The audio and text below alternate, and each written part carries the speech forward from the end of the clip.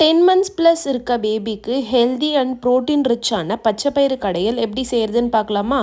இது செய்கிறதுக்கு first பச்சைப்பயிரை over night ஊற வச்சு எடுத்துக்கோங்க. ஒரு குக்கரில் ஊற வச்ச பச்சைப்பயிறு, ஹாஃப் ஆனியன், ஹாஃப் டொமேட்டோவை சேர்த்துக்கோங்க.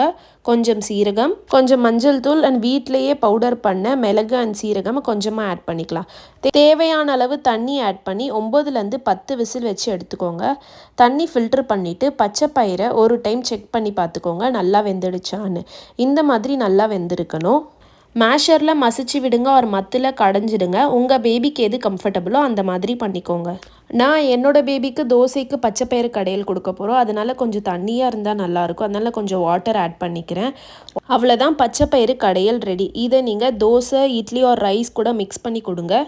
நான் என்னோடய பேபிக்கு அப்படியே தோசை பேட்டரில் தண்ணி மட்டும் மிக்ஸ் பண்ணி கொஞ்சமாக கீ சேர்த்து லிட்டு போட்டு க்ளோஸ் பண்ணி தோசை செஞ்சு கொடுப்பேன்.